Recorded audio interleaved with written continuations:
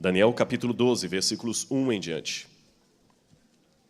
Assim diz na minha tradução: Nesse tempo se levantará Miguel, o grande príncipe, o defensor dos filhos do povo, e por fim se levantará sobre a terra.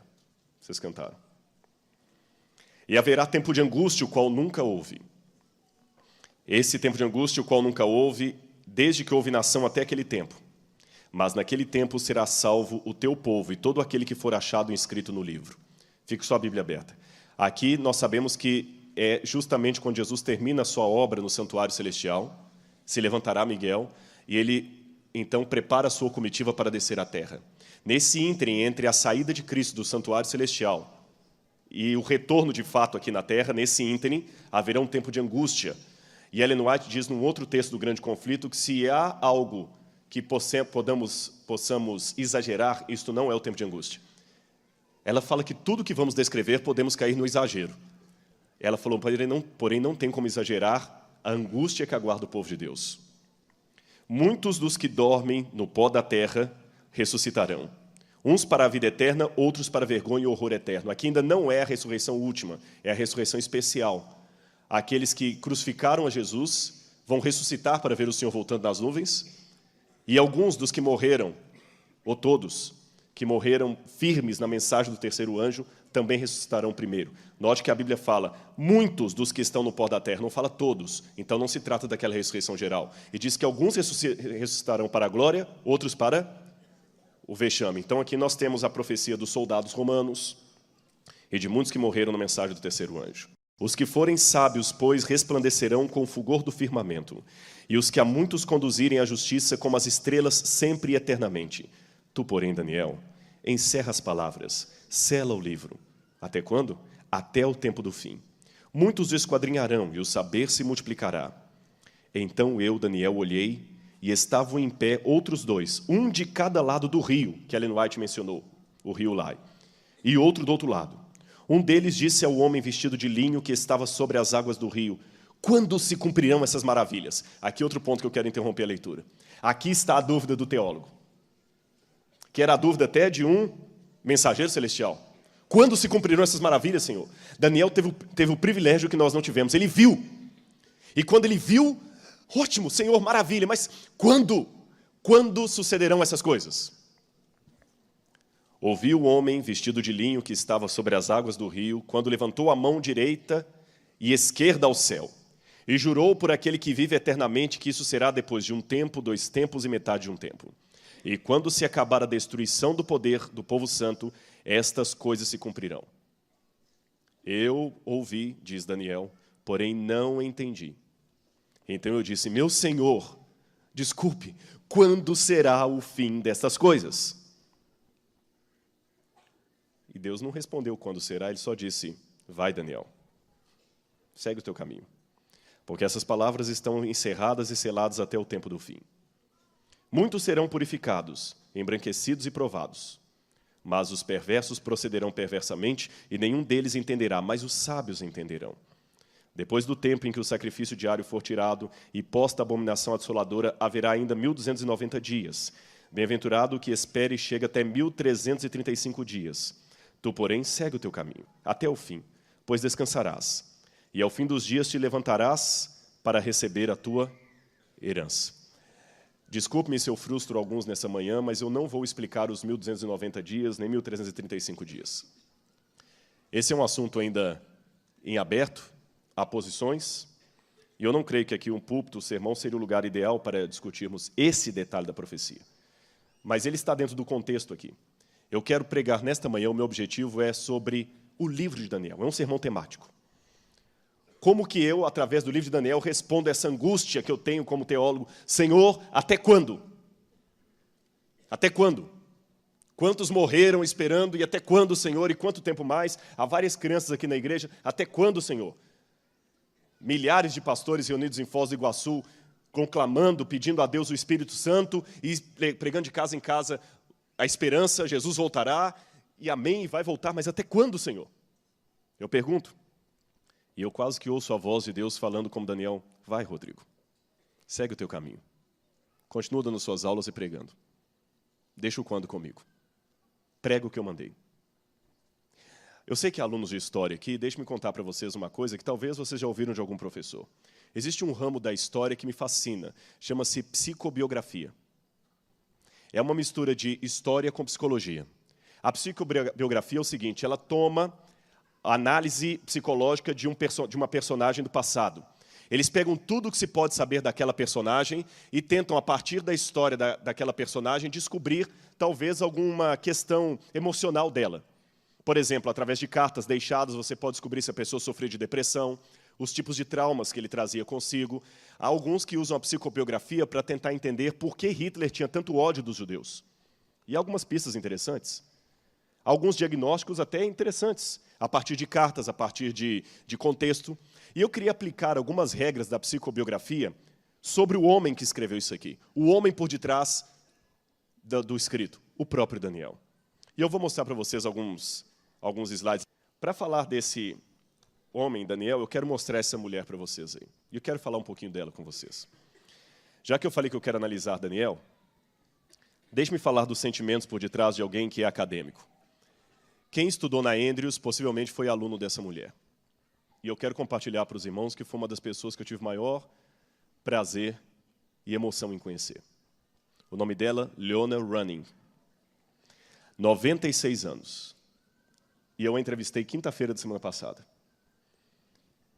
Essa entrevista vai para o ar no segundo semestre no Evidências. Eu confesso que eu terminei a entrevista chorando. Para quem talvez não saiba quem é Leona Running, eu vou explicar para vocês por que eu estou dando tanta ênfase a essa mulher. Ela simplesmente domina 13 idiomas diferentes. E, apesar dos seus 96 anos, ainda possui tremenda lucidez, como poucos.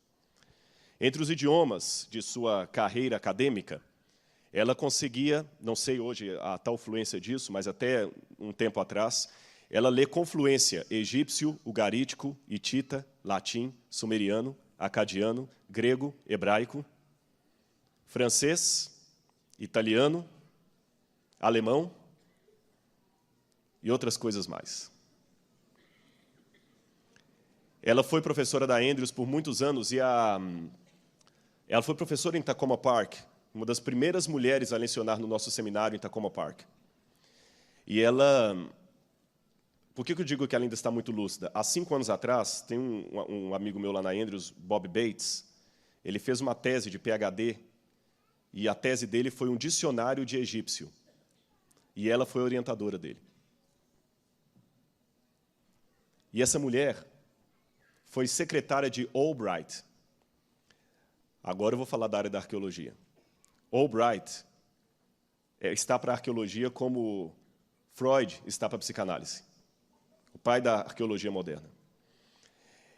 E eu entrevistei essa mulher, e ela está com 96 anos, talvez a última entrevista da vida dela, muito frágil fisicamente, mas lúcida.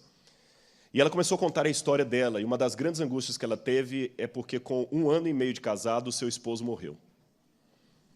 E ela resolveu, então, dedicar a vida aos estudos para tentar suplantar a dor da perda do marido. E, no final da entrevista, eu perguntei para ela, mas e sobre o seu marido e a volta de Jesus? Ela começou a chorar. 70 anos que ele morreu. E ela chorava como se ele tivesse morrido semana passada. E ela falou assim, isso é muito difícil. Todos os dias eu pergunto ao meu Senhor, quando é que o Senhor vai voltar? Quando, Senhor? Quando? E ela demonstrou uma... Eu estou adiantando a entrevista para vocês, mas não importa. Ela falou assim, eu tenho medo, porque quando ele ressuscitar, ele vai ressuscitar com 30 e poucos anos que ele morreu, ele vai me ver com 90. Eu sei que depois que desligou a câmera, eu até falei assim, olha, mas você sabe que vocês vão mudar o corpo. Também o câmera que estava conosco falou, mas a gente vai transformar. Ela falou, eu sei disso, eu não esqueci a doutrina.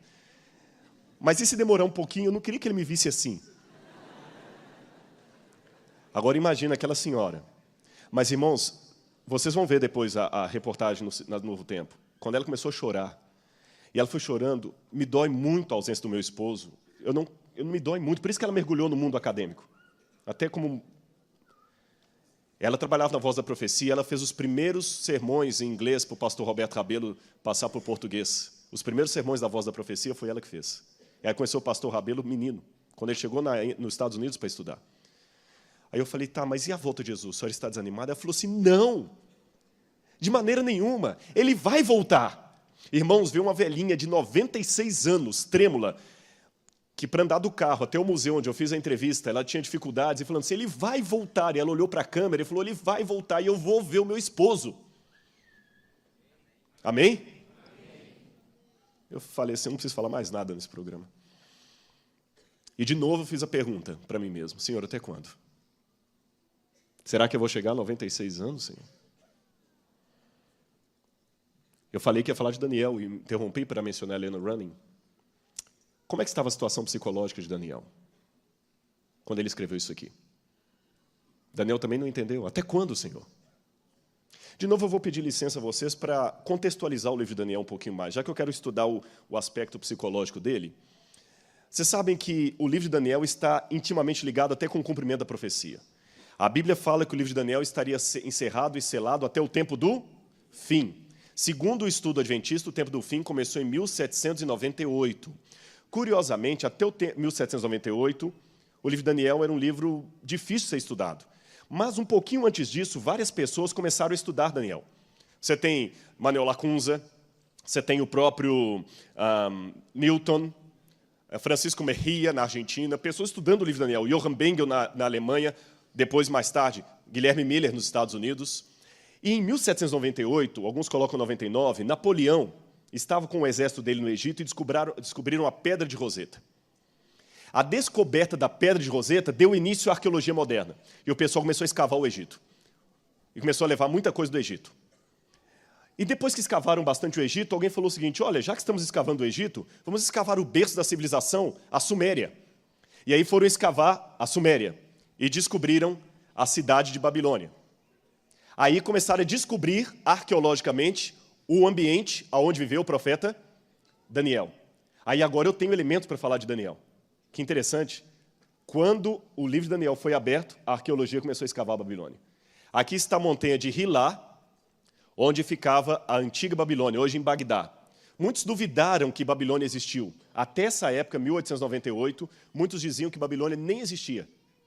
Mas um homem chamado Robert Coldway desconfiou que aquelas casas dos beduínos que ficavam na beira do rio Eufrates eram feitas com tijolos muito antigos. E quando ele foi examinar, esses tijolos eram da Babilônia. Ele voltou a Hilá, da onde os beduínos tiravam aqueles tijolos, e percebeu que eles estavam tirando tijolos milenares para construir a casa deles. Ele começou a escavar aquela montanha e descobriu, esse é Robert Coldway, ele descobriu que embaixo de Hilá estavam as ruínas de Babilônia. Olha quanta coisa foi fotografada na época. Tudo isso aí estava por milênios desaparecido. Os críticos da Bíblia diziam que Babilônia não existia, mas a arqueologia mostrou a existência de um grande império mencionado na Bíblia, chamado Babilônia. E não somente isto, eles também começaram a encontrar escritas cuneiformes ali, que ajudaram a contar a história daquele lugar. E uma dessas pedras revelou, inclusive, a existência de personagens mencionados ali no livro de Daniel, por exemplo, Nabucodonosor. E uma delas está hoje aqui no NASP, graças à doação do professor e pastor Paulo Barbosa. Para quem não conhece, o pastor Paulo Barbosa foi por muitos anos professor no Espírito Santo, e ele ganhou, uns 40 anos atrás, esse tijolo que vocês estão vendo aí. Esse tijolo foi trazido do Iraque, de alguém que foi trabalhar em construção civil, e trouxe o tijolo e falou, vou jogar isso fora, fazer o que com isso? Aí alguém sugeriu, não joga fora não, doe para o pastor Barbosa, ele dá aula de religião, ele pode usar isso aí nas escolas, né? Uma pedra que veio da Babilônia, um tijolo. E ele usou. E um dia o pastor Barbosa veio visitar o museu que a gente tem aqui no NASP e contou dessa pedra. E falou, eu vou doar para vocês a pedra. E quando eu fui conhecer, eu fui à casa dele ver, eu falei, pastor, isso aqui é acadiano. Isso aqui é escrita cuneiforme.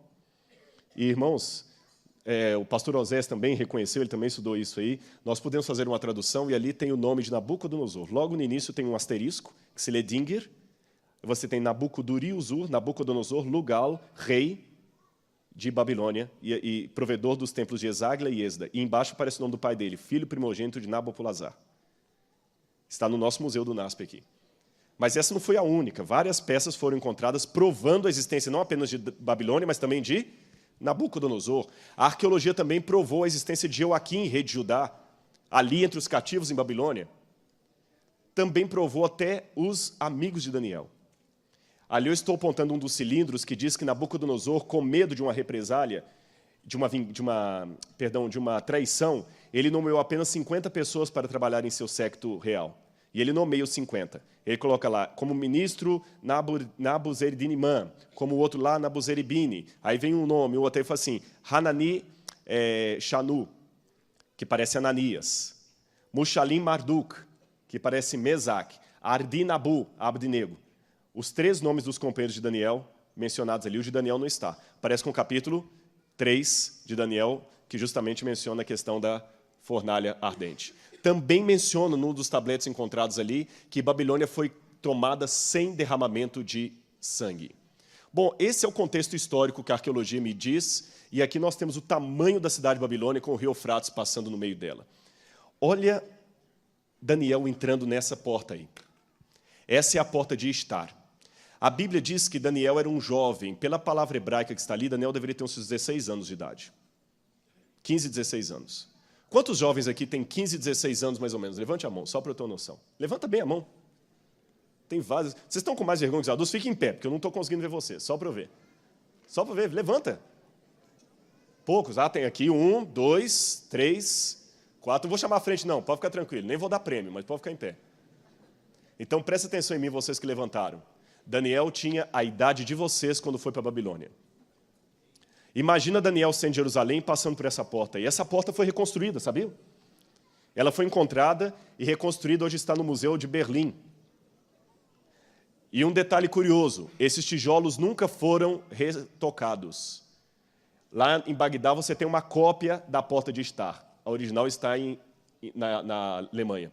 Aqui você tem Marduk, que estava ali na porta, e o leão.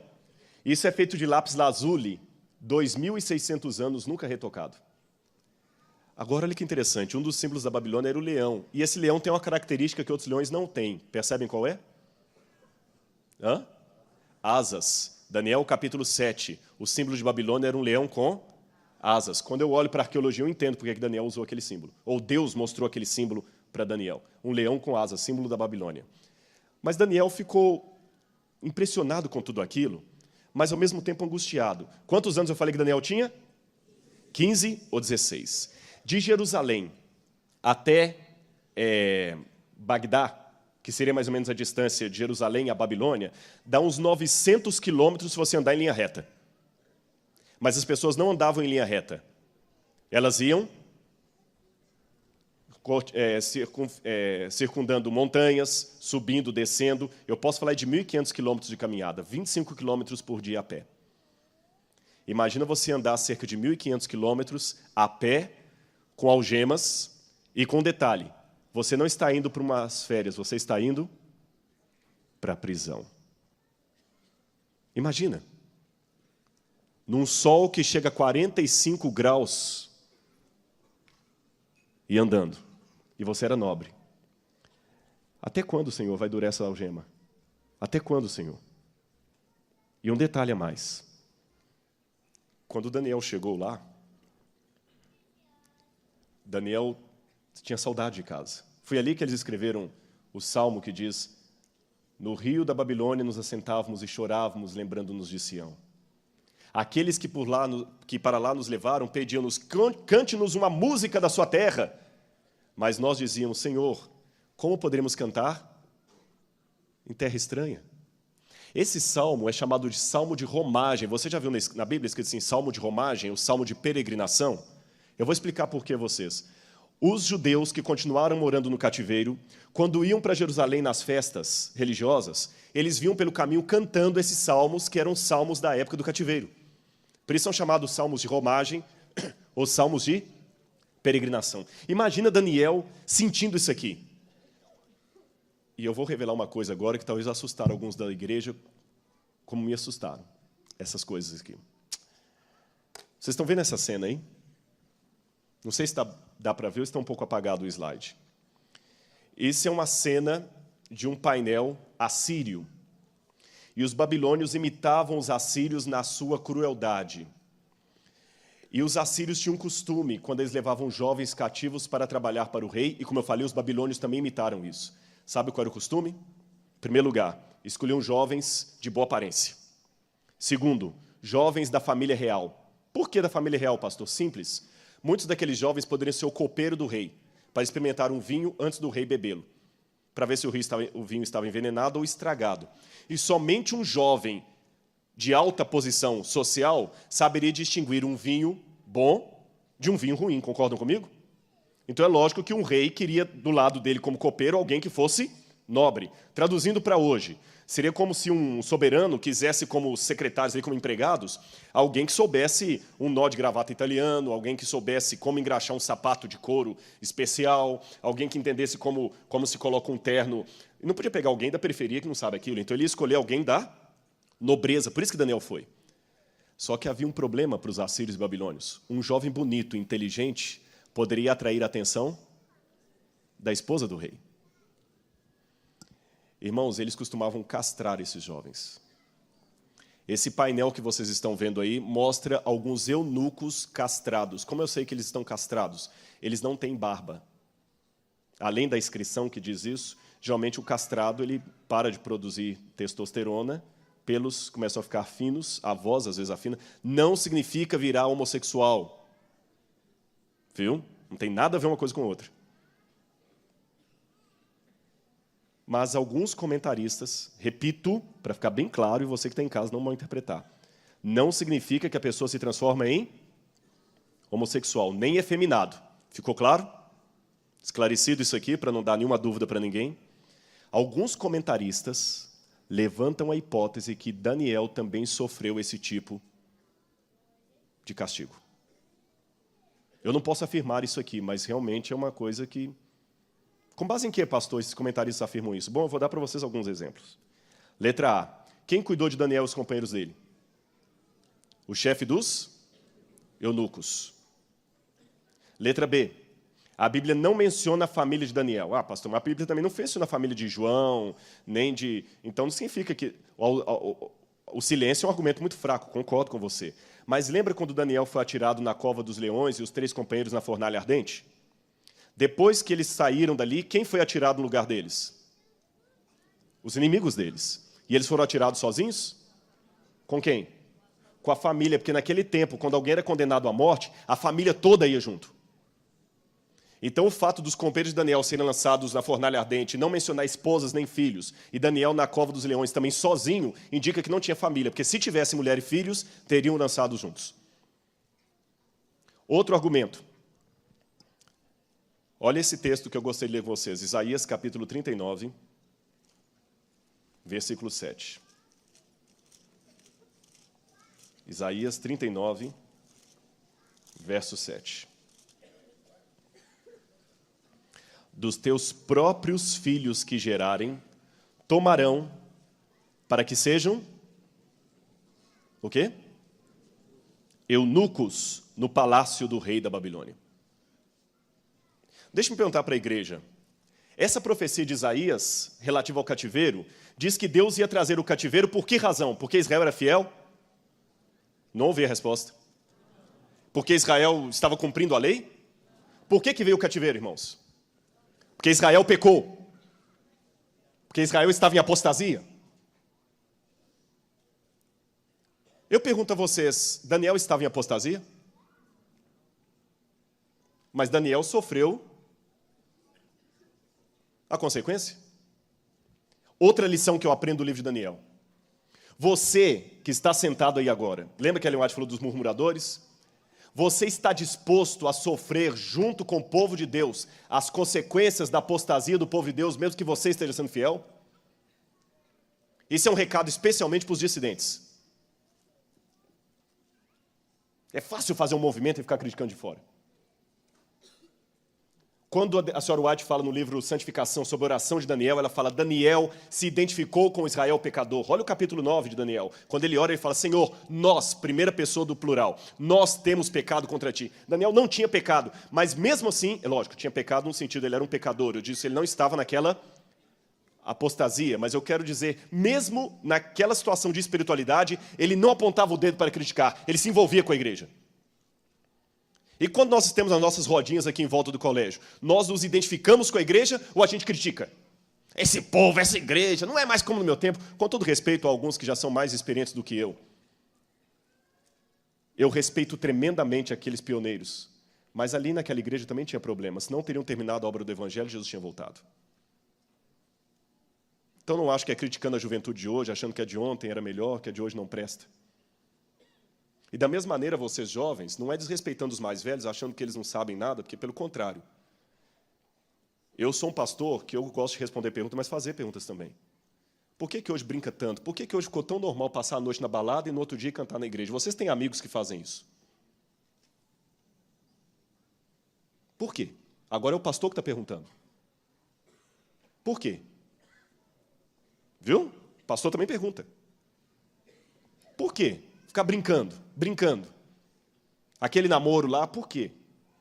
Irmãos, eu confesso para vocês, eu vejo algumas cenas de alguns namorados aqui que eu não vou chamar a atenção, porque eu sei que eu vou passar por idiota ainda, mas pensa se Deus está sendo louvado com alguns tipos de namoros que alguns têm, até dentro do campus ou fora dele. Pensa se Deus está sendo louvado com o que está aparecendo no seu computador lá no quarto. Tá bom? E antes de falar assim, esses velhos, eles não querem... Respeite, é a igreja. Meu pai foi muito duro comigo. Você vai ser como Daniel, vai se identificar com os erros do seu pai e pedir perdão a Deus? Ou você vai ficar só criticando? Irmãos, vamos nos identificar com a igreja. Senhor, a igreja é tua e é nossa. Eu amo essa igreja, Senhor. Se ela está em pecado, Pai, eu estou sofrendo com ela. Daniel, se proceder essa hipótese que Daniel sofreu esse tipo de agressão física, irmãos, vocês não estão entendendo onde é que eu quero chegar agora. Eu posso ter demorado a vir até aqui, a questão da psicologia, o lado psicológico de Daniel. Quando ele perguntou, até quando, Senhor, quando se cumpriram essas maravilhas? Imagina o que é para um homem sofrer esse tipo de agressão física. Sendo fiel a Deus, jovem, na flor da idade, belo, inteligente. Senhor, por quê? Por quê, Senhor? E vou contar para vocês outras coisas que eu aprendo do livro de Daniel. O que o livro de Daniel me ensina? Em primeiro lugar, não ceder em princípios. Quando eu leio Daniel capítulo 1, lá diz assim, e propôs Daniel firmemente não se contaminar com a iguaria do rei. Isso era mais do que simplesmente ser vegetariano ou não ser vegetariano, irmãos. Aliás, nem peguem isso aí para falar que Daniel era vegetariano, viu? Não vou entrar nesse mérito aqui, mas eu não acho que é... Não podemos usar passagens que não estão dizendo aquilo para provar o que a gente gostaria que provasse, entende? É muito perigoso isso. Daniel foi fiel ali porque o rei estava servindo carnes sacrificadas a ídolos. E ele falou, não vou comer. Não vou comer.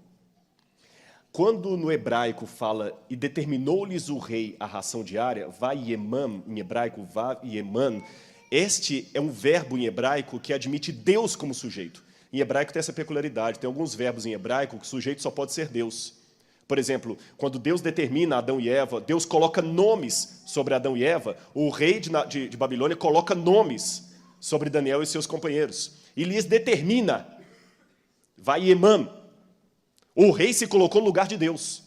A cena do Gênesis se repete aqui em Daniel. No Gênesis, Deus coloca nome em Adão, ele determina o que comer. Aqui o rei coloca nome sobre Daniel, ele determina o que comer. Daniel fala assim, não, eu vou comer legumes e beber água. Experimenta-nos. Daniel não cedeu. Daniel não negociou com a sua identidade como adventista. Segunda coisa que eu aprendo no livro de Daniel. Ele não questionava a soberania de Deus, nem ele nem os seus companheiros. Lembra na fornalha ardente que os companheiros falaram para o rei? Nosso Deus pode nos livrar, mas saiba, ó rei, ainda que ele não nos livre, ele é Deus. Eu vou falar uma coisa com você e nunca mais esqueça o que eu vou dizer. Em nome de Jesus, preste atenção nisso. Você tem que orar com fé e fidelidade. Fé é orar com a certeza que Deus pode atender, porque Ele pode fazer todas as coisas. E fidelidade é continuar agarrado com Ele, mesmo que Ele resolver não atender. Ore com fé, mas não esqueça que Deus é Deus. Deixa Deus ser Deus. Eu vou orar por cura, eu vou orar por libertação, mas Deus é Deus. Daniel orou e foi para a Babilônia. E ainda que você não aceite a tese da castração lá, da agressão, Só o fato de estar longe de casa, nunca mais voltando para ver a família. Nem os pais, nem os irmãos, nem ninguém. Então você também, jovem, eu quero dar recados para todos, que se sente revoltado, porque você não queria estar aqui no internato, seu pai obrigou. Sua situação não está pior do que a de Daniel, de jeito nenhum. Você está aqui porque alguém quis o seu melhor. Pode, às vezes, você não gostar da comida, pode não gostar do dormitório, pode não gostar do culto de tal hora, pode não gostar de ter vindo para a igreja de sábado, mas saiba que a sua situação ainda é muito melhor do que a de Daniel. Muito melhor. Um dia você vai crescer e vai perceber como foi bom o tempo de internato, que hoje talvez você não está entendendo. Mas não revolte, não. Mas falharam comigo, pastor, é que você não sabe, eu entendo. Eu sei o que você está dizendo. Muita gente falhou comigo também. Mas eu não vou usar isso como motivo para questionar a soberania de Deus. Deus é Deus. Terceira coisa que eu aprendo. Daniel não cedeu nos seus princípios, mas Daniel não foi bairrista. Se você olhar, irmãos, o livro de Daniel é o livro que mais enaltece heróis de fora. Pode olhar, o livro de Daniel não traz um herói de dentro de Israel. Todos os heróis do livro de Daniel, com exceção dele e dos seus companheiros, são pessoas de fora. Quem ajuda Daniel? O chefe dos eunucos. Não era judeu. O chefe da guarda, Arioque, não era judeu. Nabucodonosor, que depois se converte, não era judeu. Rei da Pérsia, que estava a favor de Daniel, qual é o nome dele? Dario, não era judeu. O rei que estavam esperando, Ciro, não era judeu. Olha como o livro de Daniel coloca, de toda a Bíblia, é o livro que mais coloca como destaque pessoas boas lá de fora. Em outras palavras, se eu posso parafrasear os ufólogos que dizem assim, há vida em outros planetas, eu diria à igreja, há vida espiritual em outras igrejas. Há vida espiritual no mundo. Há cristãos em Babilônia. Sai dela, povo meu, é povo de Deus. Então não podemos ser bairristas. Tem muita gente que ainda tem a mentalidade assim, povo do mundo. Se for o pastor Bulhão pregando, foi usado por Deus. Se foi um outro pastor, não pode ter sido usado por Deus, pastor, de jeito nenhum. Vocês sabiam que Ellen White, quando o segundo filho dela casou, quem fez o casamento foi um pastor batista? Briguem com ela, não tem nada a ver com isso. E a entrevistadora perguntou para a ex-nora da irmã White, que já morreu, a senhora Burroughs, por que foi um pastor batista que fez o casamento, não tinha nenhum pastor adventista ordenado? Falou assim, não tinha, mas é porque o pastor batista era amigo da irmã White. Agora muita gente vai parar de crer nela por causa disso. Mas pastor, e o sábado? A Ellen White falou que o sábado ainda não é o sinal de Deus para definir, desculpa, o domingo ainda não é o selo da besta e não será enquanto o decreto não for colocado. E o sábado hoje é o sinal distintivo do povo de Deus? É. Mas não para longe de qualquer questionamento. Tem muita gente guardando o sábado hoje que, embora esteja no povo de Deus, não faz parte dele. Quando o decreto dominical for colocado, nós vamos diferenciar as pessoas por guarda de dia. Até lá, isso ainda é meio subjetivo. A igreja de Deus é a igreja adventista do sétimo dia, ponto. Não abro mão disso. Mas ela é maior do que a igreja adventista. Porque Deus tem a igreja visível, da profecia, e a igreja invisível. Daniel reconhecia que tinha pessoas sinceras lá fora. Vocês perceberam aqui a dinâmica? Daniel não cedeu. Não é questão agora de vou me tornar metaleiro para ganhar os metaleiros. Mas também não é questão de falar assim, é do mundo, não vou nem encostar em você. Nós temos que parar com isso. Olha, irmãos, eu vi uma cena uma vez aqui, triste. O dono de um restaurante aqui perto, uma vez, falou assim, olha, eu fiquei chateado com algumas pessoas que vieram aqui, e na hora da refeição lá, aprontou um escândalo no restaurante, porque supôs que a pessoa tinha usado a carne, a faca, para cortar a carne, a mesma faca do porco. Ele falou, não, eu conheço os adventistas, eu não faço um negócio desse aqui. Mas ele aprontou um escândalo e começou a gritar, nós somos especiais, vocês têm que entender que somos especiais. E esse dono do restaurante falou assim, se fossem então especiais, você não estaria comendo aquela carne, porque eu conheço o que vocês pregam. Irmãos, eu estou falando de coisas que nós vivemos. Nós queremos ser tão diferentes e nos tornamos tão iguais. Nós rejeitamos o povo do mundo, mas aceitamos o mundo. Não é meio irônico isso? Eu tenho que rejeitar o mundo, não o povo do mundo. A gente não pode ter alergia às pessoas de fora. Eu tenho que reconhecer que Deus tem sinceros lá fora, pessoas maravilhosas. Irmãos, quanta gente maravilhosa me ajudou. Eu me lembro uma vez que quando eu estava estudando em São Paulo, eu ficava num seminário católico, eu dormia no seminário. E eu chegava todo domingo à noite e o padre já tinha comida preparada para mim lá no micro-ondas. E um dia eu peguei a comida lá, e quando eu fui comer, ele, Rodrigo, desculpa, perdão. Ele saiu correndo, o que foi? Tomou o prato da minha mão, jogou fora assim, desculpe, eu esqueci que hoje era o dia que você vinha, e a empregada colocou tocinho de porco no feijão. Desculpe, faz o seguinte, coloca o arroz aqui que está limpinho, eu vou fazer um ovo para você aqui, um omelete e tudo mais e tal. E esse padre veio aqui assistir um sermão que eu preguei aqui há muito tempo atrás. Eu vou falar que esse homem é um hipócrita? Deus tem sinceros lá fora. Eu posso ser um adventista sem discriminar. Amém? Então eu estou indo bem no sermão. Silêncio pode significar sono, pode significar um monte de coisa. Outra coisa que eu aprendo no livro de Daniel. Ter bons modos para testemunhar.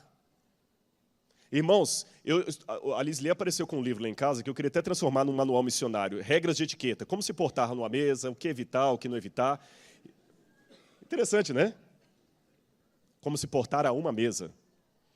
E eu achava que nós devíamos ter um livro de regras de etiqueta no evangelismo. Que às vezes nós pagamos muito mico na hora de evangelizar.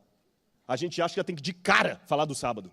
Tem jovens universitários que acham que o jeito dele pregar é na primeira aula de biologia, é já levantar a mão e debater com o professor em sala de aula sobre criacionismo e evolucionismo. Não é aí. O homem é professor, ele é doutor, ele está 20 anos dando aula ali, você é primeiro-anista. Você tem que primeiro demonstrar que você é o melhor aluno daquela faculdade, que você é gente boa, que vale a pena te ouvir, que você entrega seus trabalhos em dia. Aí, o dia que você abrir a mão e falar o seguinte, desculpa, eu discordo disso aí, tu não vai querer te ouvir, não. Se você é tão inteligente e discorda, alguma razão tem. No primeiro dia, você é um ilustre desconhecido. Hoje eu estou casado com minha esposa, mas no primeiro dia que eu conheci, eu desse um beijo na boca dela. Desculpa eu cacófato, eu não estaria dando aula aqui. Primeiro você tem que conhecer a pessoa tinha que conhecer para ver que vale a pena te ouvir. Daniel, antes de falar qualquer coisa, mostrou o que ele era.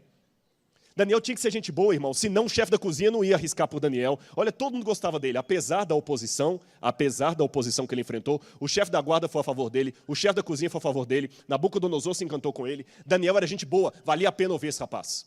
Então, minha sugestão, pregue muito e fale só o essencial. Pregue muito e fale pouco. A sua vida é a única Bíblia que muita gente está lendo lá fora. Outra coisa que eu aprendo do livro de Daniel. Daniel, apesar de todo o sofrimento, continuava tendo alegria. O livro de Daniel é um livro que tem ironia e humor. Quando você lê no livro de Daniel assim, e Nabucodonosor disse, ao som da gaita, ao som disso, ao som daquilo, vocês vão se prostrar e não dá uma lista de instrumentos ali. Você notou, Lineu, que várias vezes repete os instrumentos? Sabe por quê? Humor. É engraçado. Em hebraico, a repetição constante de alguns elementos assim, ou o exagero é humor, quando Jesus disse, é mais fácil passar um camelo no fundo de uma agulha que um rico entrar no céu, isso era humor. As pessoas riam. Daniel ali tinha um bom senso de humor. E o rei disse de novo, vamos lá, ao som disso, daquilo, prostrem.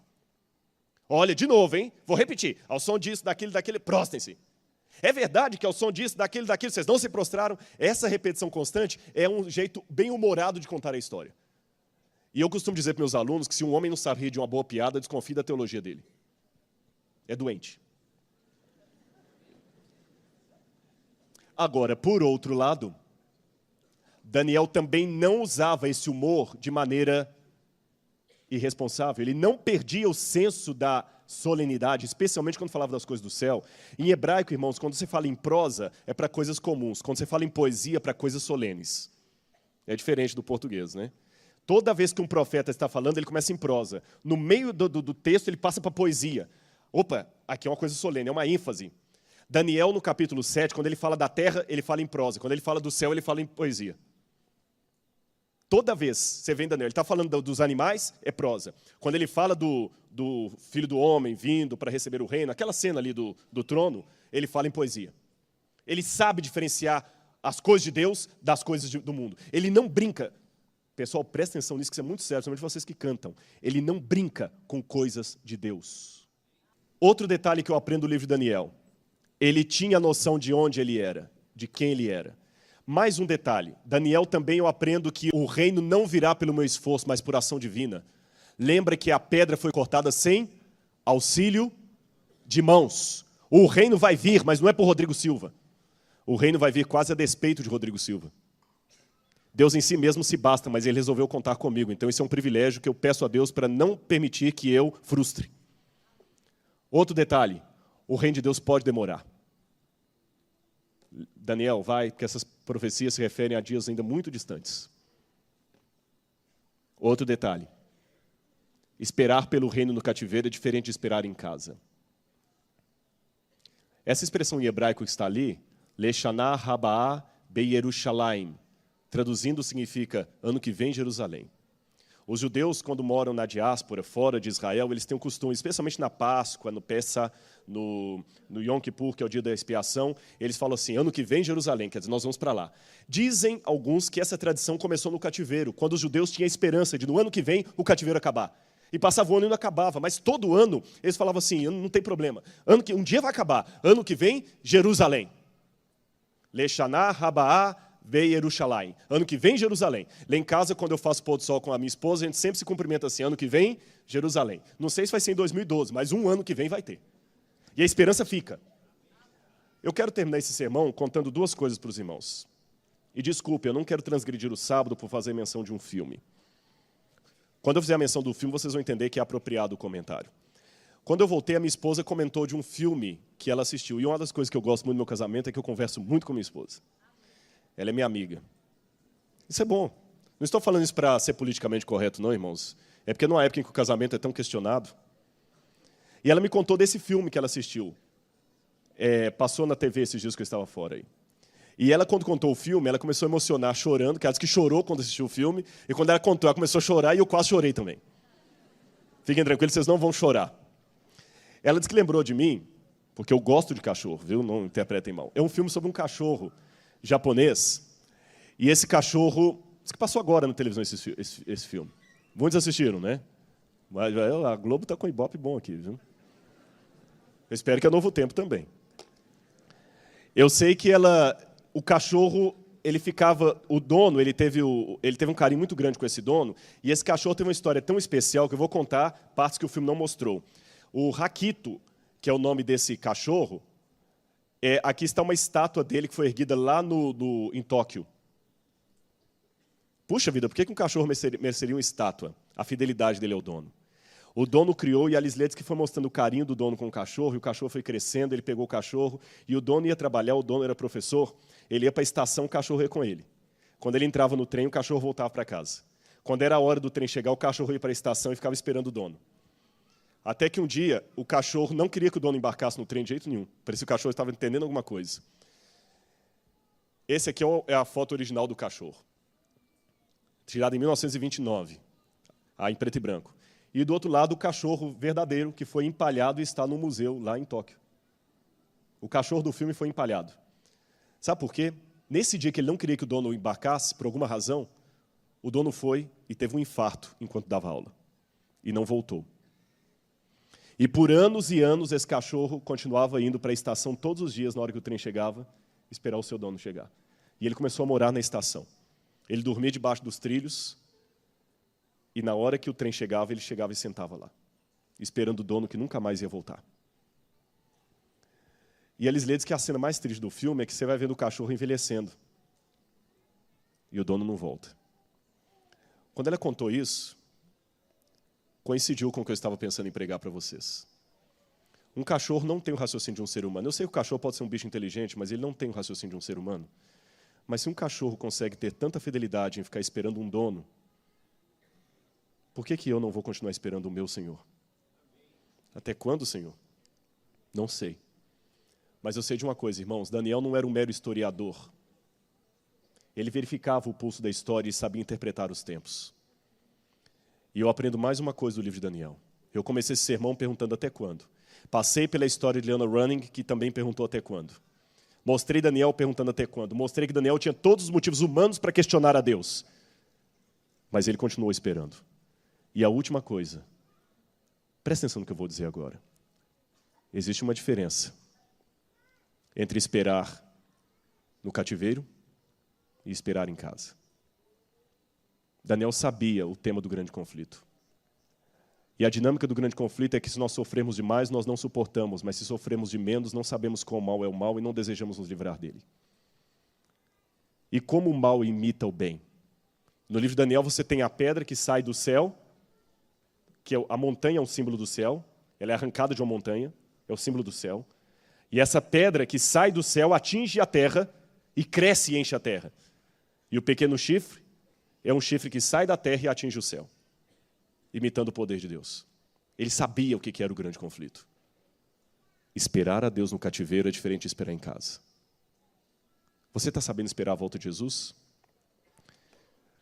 Deixa eu contar uma última ilustração para você pensar no resto desse sábado. Uma vez eu li uma coisa de Paulo Freire, um verso que eu nunca tinha lido, um verbo. Ele falou do verbo esperançar. A palavra esperança pode vir de esperar e de esperançar. Eu contei isso numa vigília aqui, gostaria de pedir licença para contar isso de novo à igreja. Uma vez eu passei 50 dias longe da minha esposa. Ela estava na África do Sul e estava em Israel. Quando eu voltei, eu estava ansioso por ver a minha esposa. E você vai entender nessa minha ansiedade o que significa esperançar. Eu fui para Caprioli ali esperar o ônibus chegar, e eu estava com flores na mão. E o meu comportamento dizia que eu estava esperançando. Não esperando, esperançando. E eu ficava andando para um lado, e aflito, e olhava na esquina, e o ônibus nada. Uma senhora perguntou, puxa, mas você está com tanta euforia, quem você está esperando? E eu nem percebi que eu estava tão empolgado. É a minha esposa. A sua esposa? Ela está vindo aonde? Da África do Sul. É mesmo? E o que você faz? Eu sou professor e pastor lá no NASP, sou da Igreja Adventista, a minha esposa é professora. E comecei, eu não sei, daqui a pouquinho eu sei que não era só aquela mulher, tinha uma outra com ela, mais um senhor, mais um outro, mais um outro, mais um outro. E uma chegou e falou assim, mas ela é sua namorada? Eu falei, mais do que isso, ela é esposa. E fiz assim, aí eu acutucou o marido, tá vendo? O ônibus chegou. A porta abriu, aquela primeira falou assim, não, espera aí, ele vai na frente. Espera aí, motorista, deixa ele entrar. A Lisli vai me matar para eu estar contando isso aqui, mas tudo bem. Quando eu entrei, que eu abracei, evidentemente beijei, porque casado pode. Todo mundo lá fora aplaudiu. A Lisli era mais conhecida lá fora do que qualquer um. Mas dessa história um tanto engraçada, eu quero ilustrar para vocês o que significa esperançar. Esperar é estar à espera de algo. Esperançar é ter tanta vontade que a coisa venha, que você leva outros a esperarem juntos com você. Era espalhar a esperança. Irmãos, eu vou continuar esperando o meu Senhor. A minha dúvida teológica ainda não sanou. Até quando, Senhor? Quando Jesus voltará? Não sei. Desculpem, meus alunos, o professor de vocês não sabe e nunca vai poder responder. Quantos anos, pastor, você acha? Mais 10 anos, 5? Não sei. Eu sei que ele em breve voltará. Quando será esse breve, eu não sei. Eu sei o seguinte, pela minha força, mas pela graça, não pela minha força, mas pela graça de Deus, eu vou continuar esperando. E eu conclamo você, a partir dessa introdução, desse panorama do livro de Daniel também, a esperar. Lembrando que estamos num cativeiro, na Babilônia, esperar. O meu Senhor voltará e eu vou ficar esperando. Se um cachorro, que é um ser que não tem a inteligência do ser humano, pode ficar esperando o seu dono, porque eu não posso esperar o meu Senhor? Então, em nome de Jesus, espere, porque Ele voltará. Até quando, Senhor, eu não sei. E enquanto você espera, estude as profecias de Daniel, estude Apocalipse. Você está na Babilônia, mas acreditem, meu irmão, Ele vai voltar. Meus amados, vocês que já jubilaram, talvez não esperavam chegar à jubilação, eu posso dizer que eu entendo a angústia de vocês, porque vocês não esperavam, mas Ele vai voltar. Eu sei que desde que vocês eram criancinhas na igreja, já diziam isso, vocês estão com 70, 80 anos, mas Ele vai voltar. Muitos já morreram, mas Ele vai voltar. Lineu, Ele vai voltar. Você era uma criancinha e seu pai já cantava, você já é um maestro hoje, mas Ele vai voltar. As músicas que vocês compõem, Jader, vão virar realidade. E em nome de Jesus eu quero continuar esperando. Vamos orar agora. Amado Pai, em nome de Jesus eu entrego esta igreja no Teu altar. Ouça a nossa voz agora, Senhor, do santuário celestial. Ouça, amado Pai, o nosso clamor. Como Daniel, Senhor, muitas vezes perguntamos, até quando, Senhor? Quando nós veremos essas maravilhas? Quando, Senhor, o pequeno chifre será definitivamente derrotado? Quando, Senhor, a pedra arrancada sem auxílio de mãos baterá no fim da estátua, consumindo-a e ao mesmo tempo enchendo toda a terra? Quando, Senhor, virá o Teu reino? Senhor, estamos presos na Babilônia deste mundo, agredidos, humilhados, muitas vezes punidos por pecados pessoais ou por pecados coletivos. mas como Daniel, Senhor, queremos ser fiéis a Ti. Perdoa, Senhor, os pecados que temos cometido. Eu espero, Senhor, que eu tenha colocado para essa igreja aquilo que o Senhor desejou que eles ouvissem. Eu abri a palavra, Senhor, e meditei com eles, refleti sobre aquilo que eu sinto quando leio a Tua Bíblia Sagrada. Então, Senhor, agora, não na qualidade de pastor, mas de membro dessa comunidade, eu peço por todos nós, dá-nos o reavivamento, Senhor. Dá-nos o poder do Teu Santo Espírito. E que nós continuemos firmes esperando ao nosso Senhor. O Senhor em breve voltará, eu sei disso, mas eu não sei quão próximo será o próximo. Mas de uma coisa eu sei, Senhor. Eu e a minha casa, por Tua graça, eu e a minha igreja, por Tua graça, continuaremos esperando o Senhor. E esperaremos servindo ao Senhor. Eu conclamo agora o Teu poder, o poder do Teu Santo Espírito sobre todos que estão aqui. E que a graça de Jesus repouse sobre cada um de nós, pois é em nome dele que nós oramos. Amém, Pai. Amém, Senhor.